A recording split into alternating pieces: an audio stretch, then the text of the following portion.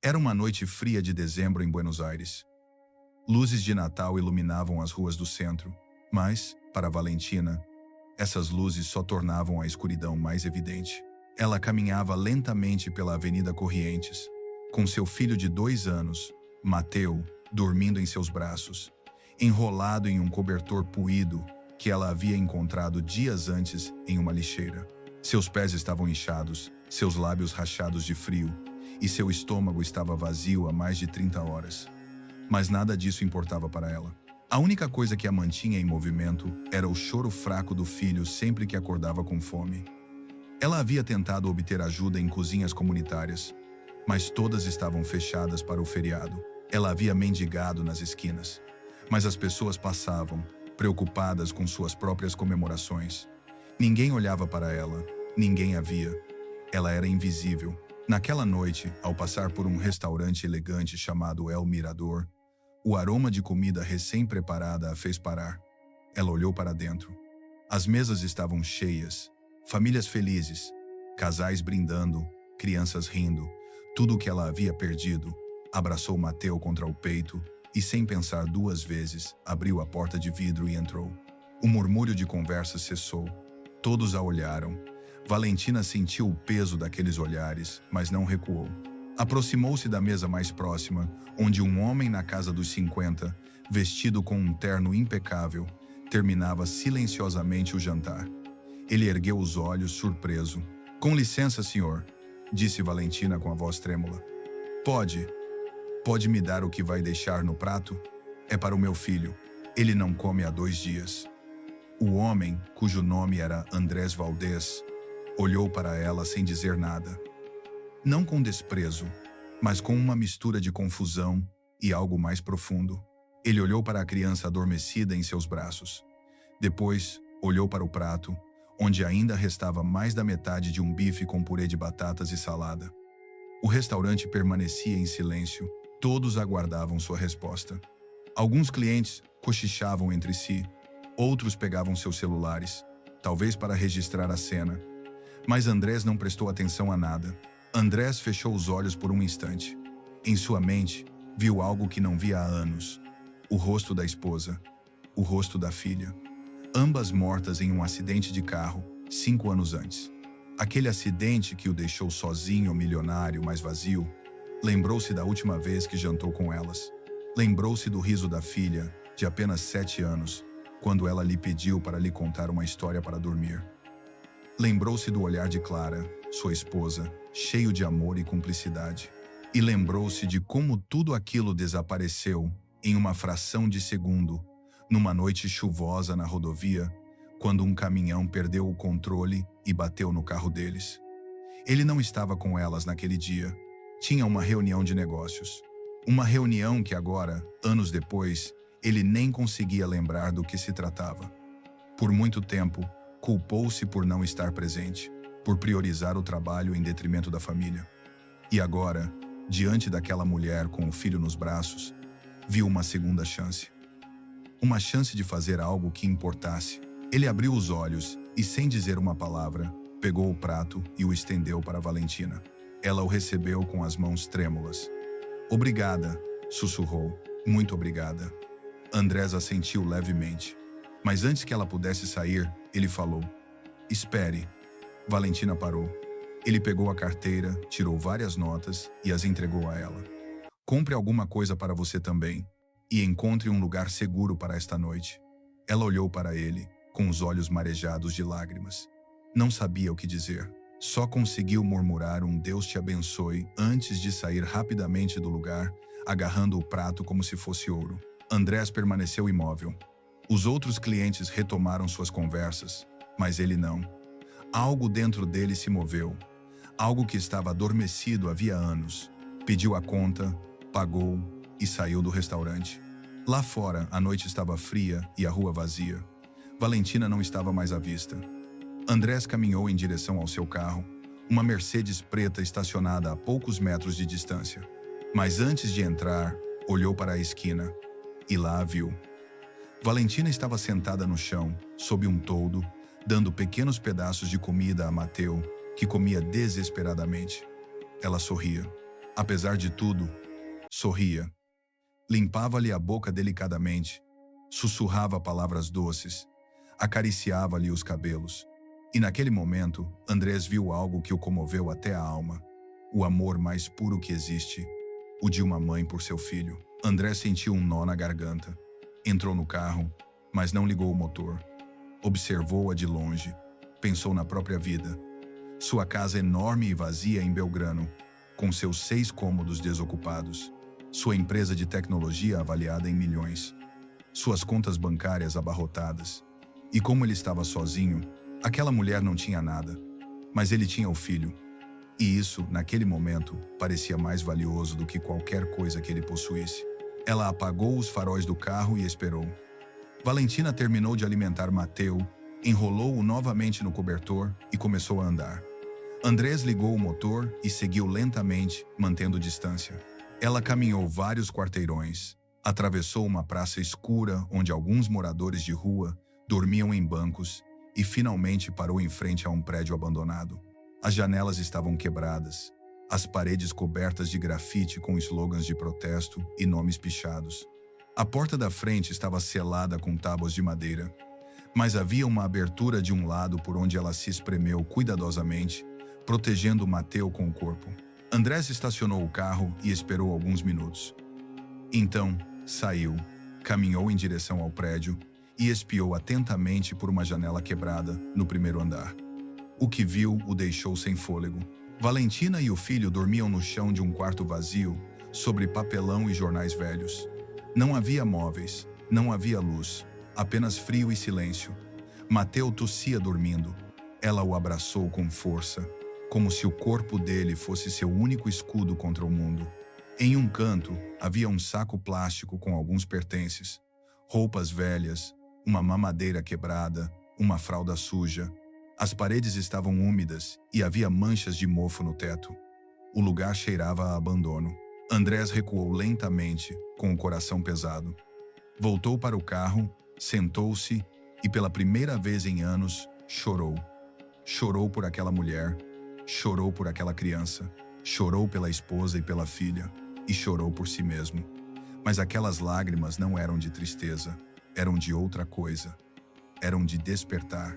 Eram de perceber que ele estivera vivendo como um fantasma, cercado de luxo, mas morto por dentro, e que talvez ajudar aquela mulher e aquela criança pudesse lhe devolver um pouco de humanidade. Poderia lhe dar um propósito, uma razão para seguir em frente. Na manhã seguinte, Andrés chegou cedo ao seu escritório em Puerto Madeiro. Ligou para sua assistente, Lucia, e lhe deu instruções muito específicas. Preciso que entre em contato com uma equipe de mudança. Quero que preparem um dos apartamentos do prédio da Recoleta, aquele com 2 quartos e vista para o parque. Quero que o mobiliem completamente. Uma cama de casal, um berço para uma criança pequena, uma cozinha equipada com geladeira, forno e micro-ondas, roupa de cama, toalhas, cortinas, brinquedos apropriados para uma criança de 2 anos, fraldas, leite em pó, comida, tudo o que é necessário para alguém se mudar hoje e ter tudo o que precisa.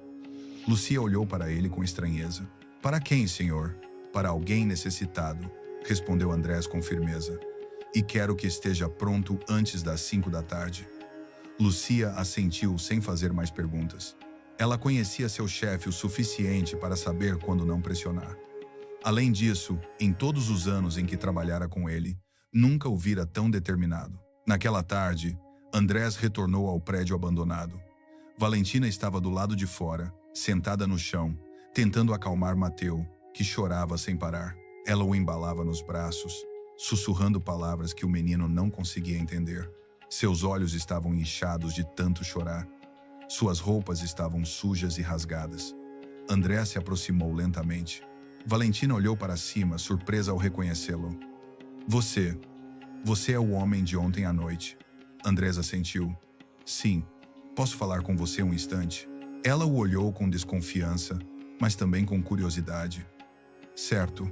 Andrés ajoelhou-se à sua frente, na mesma altura. Não quero te assustar, disse calmamente. Só quero ajudar. Valentina franziu a testa. Você já me ajudou ontem à noite.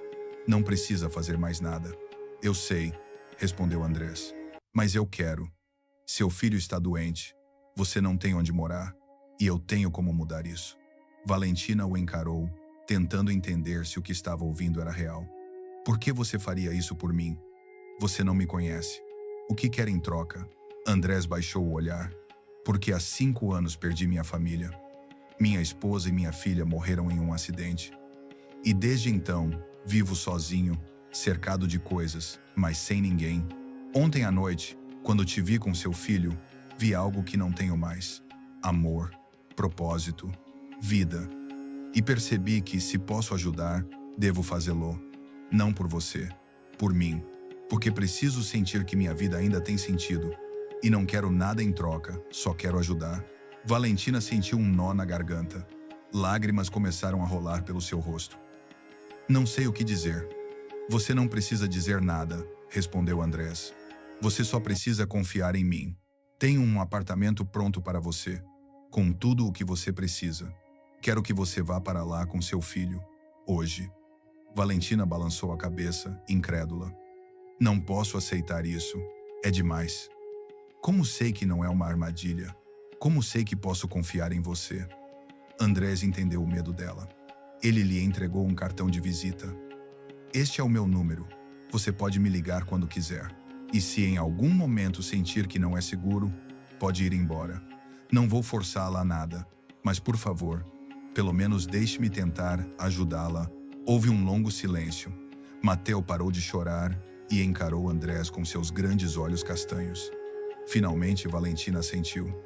Está tudo bem, mas quero que saiba que não sou uma ladra. Não sou uma má pessoa. Eu só tive azar. Andrés sorriu ternamente. Eu sei, vamos. Meu carro está aqui perto. Meia hora depois, Valentina e Mateu estavam em frente a um prédio moderno na Recoleta. Andrés abriu a porta do apartamento e os convidou a entrar. Valentina entrou devagar, como se tivesse medo de quebrar alguma coisa. O que viu a deixou sem palavras. O apartamento era claro, limpo e bonito. Havia uma sala de estar com um confortável sofá cinza, uma TV de tela plana e uma mesa de jantar de madeira com 4 cadeiras. Havia uma cozinha totalmente equipada com geladeira, forno, micro-ondas, liquidificador e torradeira novos. Havia um quarto com um berço novo para Mateu, decorado com desenhos de animais nas paredes, móveis pendurados no teto e um tapete macio no chão. Outro quarto tinha uma cama grande e lençóis brancos com cheiro de lavanda, um armário espaçoso e uma janela com vista para o parque. Na mesa da cozinha havia sacos de comida, leite, pão, frutas, legumes, arroz, macarrão, carne, frango, óleo, açúcar, erva mate, café, biscoitos. No banheiro havia produtos de limpeza, shampoo, condicionador, sabonete, toalhas felpudas, pasta de dente, escovas de dente. E no quarto de Mateu havia brinquedos, bichos de pelúcia, blocos de montar, livros ilustrados, roupas novas do tamanho dele, cuidadosamente dobradas, fraldas, lenços umedecidos, creme para bebês, talco. Tudo estava pensado, tudo estava pronto. Era como se alguém tivesse lido sua mente e preparado exatamente o que ela precisava. Valentina cobriu a boca com as mãos e começou a chorar. Andrés ficou parado na porta, observando-a em silêncio. Isto é um sonho, disse ela entre soluços. Tem que ser um sonho. Não é um sonho, respondeu Andrés. É o seu novo lar, pelo tempo que você precisar. Valentina caminhou até ele e, sem pensar, o abraçou. Andrés ficou parado a princípio, surpreso. Mas então, lentamente, ele a abraçou de volta. Não sei como retribuir isso, disse Valentina. Você não precisa me pagar nada, respondeu Andrés. Apenas cuide do seu filho, e quando estiver pronto, se quiser, podemos conversar sobre como você pode reconstruir sua vida. Mas não há pressa, leve o tempo que precisar. Se você chegou até aqui, deixe um comentário me dizendo o que você achou dessa história. Os dias se passaram. Valentina e Mateu se acomodaram no apartamento. Pela primeira vez em meses, ela conseguiu dormir em uma cama. Mateu parou de tossir. Comeu bem. Sorriu. Brincou com seus novos brinquedos. Valentina chorava todas as noites, não mais de tristeza, mas de gratidão. Ela não conseguia acreditar que alguém tinha feito algo assim por ela. Um completo estranho. Um homem que não pedia nada em troca. Todas as manhãs, ela acordava torcendo para que tudo aquilo passasse. Que fosse apenas um sonho. Mas não. Era tudo real. Andrés os visitava a cada poucos dias, sempre com algo novo. Comida fresca, roupas, brinquedos. Mas mais do que isso, ele trazia companhia. Sentava-se na sala de estar e conversava com Valentina por horas. Ela lhe contou toda a sua história. Como engravidou aos 20 anos, ainda na faculdade. Como o pai de Mateo, seu namorado há 2 anos, a abandonou quando descobriu a gravidez. Ele disse a ela que era muito jovem para ser pai, que tinha planos, que não estava pronto. E então ele desapareceu. Mudou de número, saiu de casa, bloqueou-a de todas as redes sociais. Como sua própria família a rejeitou. Seu pai lhe disse que ela havia desonrado a família. Sua mãe chorou e implorou que ela entregasse o bebê para adoção. Mas Valentina não conseguiu. Ela amou aquele bebê desde o momento em que soube que ele existia. Então, ela escolheu ficar com ele, mesmo que isso significasse perder todo o resto. Como ela perdeu o emprego quando a gravidez começou a aparecer? Ela trabalhava em uma loja de roupas e seu chefe lhe disse que uma mulher grávida não dava uma boa imagem e a demitiu sem indenização. Como ela tentou conseguir outros empregos, mas ninguém contratava uma mulher grávida sem experiência e sem família para sustentá-la. E como, quando Mateo nasceu, ela ficou sem dinheiro para pagar o aluguel do pequeno quarto onde morava. O dono a expulsou e assim ela acabou na rua, sozinha, com um bebê recém-nascido. Eu me senti invisível, disse Valentina, com a voz embargada, como se o mundo tivesse me apagado, como se eu não importasse mais, como se eu merecesse sofrer. Andrés ouviu cada palavra atentamente, sem interromper, sem julgar. E por sua vez, ele também começou a se abrir.